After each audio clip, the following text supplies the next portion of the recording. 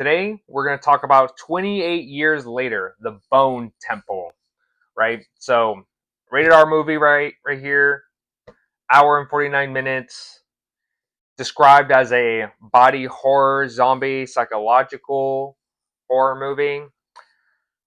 Directed by Nia DaCosta. She directed Candyman and the Marvels, which I didn't know.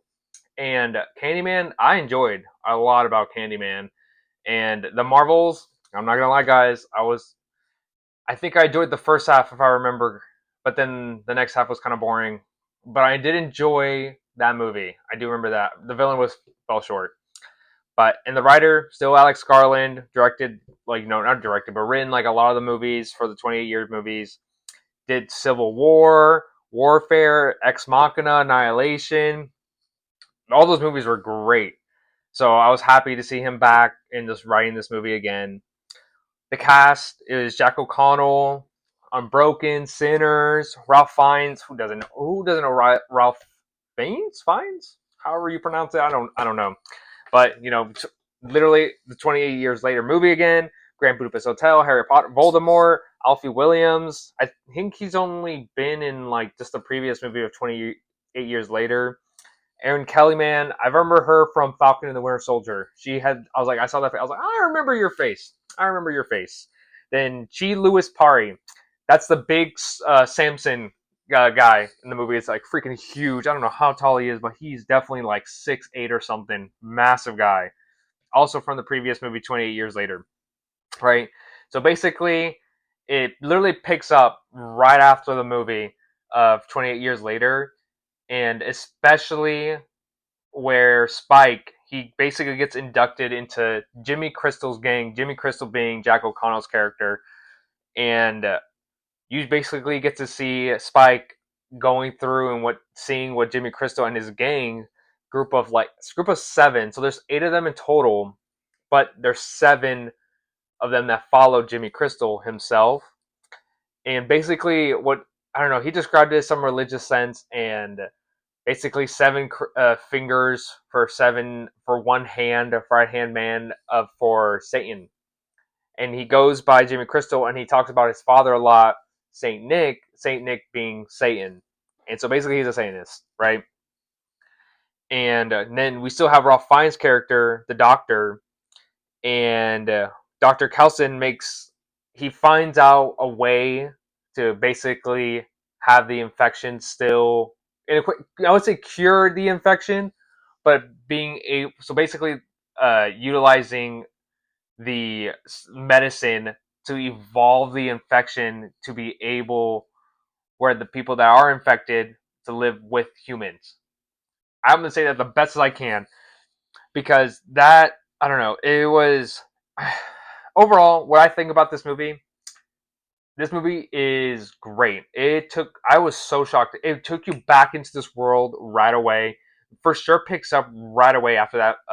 28 years later, and you can definitely tell this movie was directed by somebody else. I'll say that right away.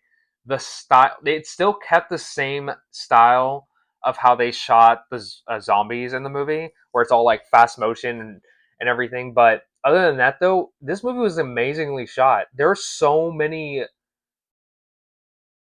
times where my jaw was dropped. I was like, "That is so beautiful! Oh my god, I did not expect to see that." And it maybe like at least 5 times where I was like, "Oh my god, this is happening! What is this? This movie looks incredible to watch in theaters." And overall, like I thought this movie was a great blend of seeing. Of course, it's just the same tropes of yes, zombies are terrible, but humans are worse. And I'm like, oh my god, okay. But we definitely get to see more of like two ideologies fight with one another, where it came to basically another religious sense, but this time it's just worshiping Satan, and then which came from Jock O'Connell's character and Ralph Fiennes' character of him just basically being an atheist and just trying to utilize medicine and science to basically how to survive in this world and basically how to cohabitat with one another. And the way that Jack O'Connell's like gang is introduced too, it's very comedic, pretty funny. very gruesome deaths in this movie. I did not expect that. The way my stomach was turning in certain scenes where I was like, oh my god, I did not expect any of this to happen. And once it did, I was like, oh, this looks even worse. Just I don't know. And there's many times. There's this one particular scene where in this like this barnyard. I'm gonna say barnyard, like this barn, and the way they he was trying to talk about charity, and he talks a lot about charity, especially with his gang, and the way he would try to execute the say in what charity may be whatever his mind was saying. And basically what he every time he talked about his mind is his father talking. I was like, oh my god, dude, it's like you're crazy, you're crazy, dude, you're crazy.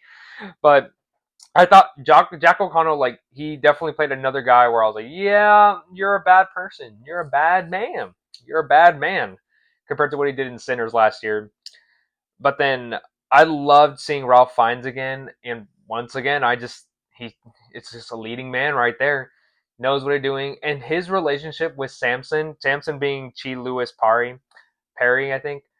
I only mention him because I think he did a great job in the physical acting standpoint because he doesn't really have a lot to say, and when there's a chance for him to say something, it's so well executed. I was in shock. There were so many scenes where there was one particular scene with him with Samson that happens where I was like, oh my god, is this happening? And then he speaks. I was like, oh, I couldn't believe it. And I thought that scene was amazing. I thought it was well worth waiting for. Given this movie's only an hour 50, it was less than 2 hours. It went by fast because I don't think any scene that happened in this movie felt like it wasn't needed.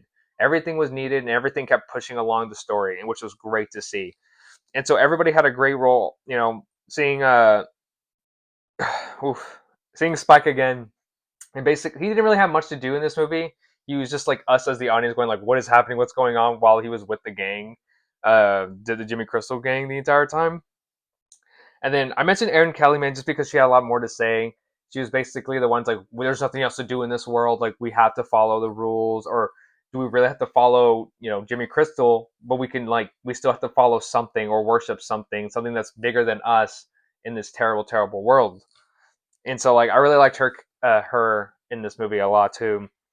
But one thing happened at the very end where I was like, whoa, what the heck? What happened? I was like, I didn't realize this, and I was like, and I'm kind of excited now.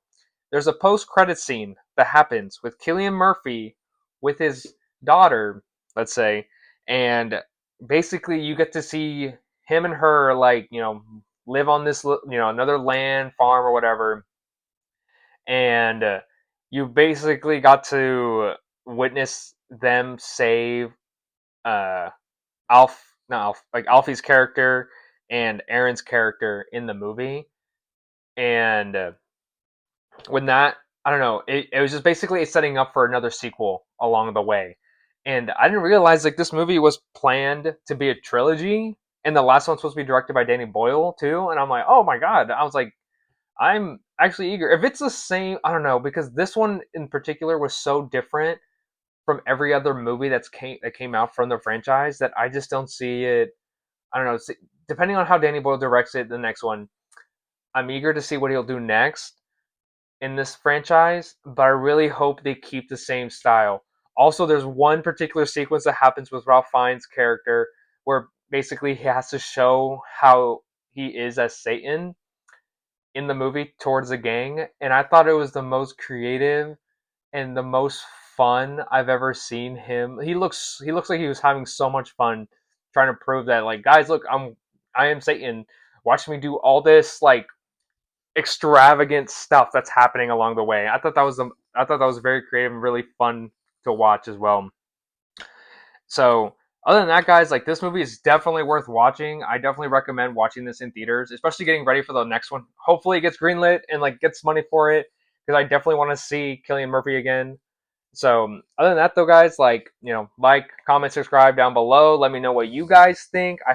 It's definitely a movie worth watching. And I'll see you guys next time.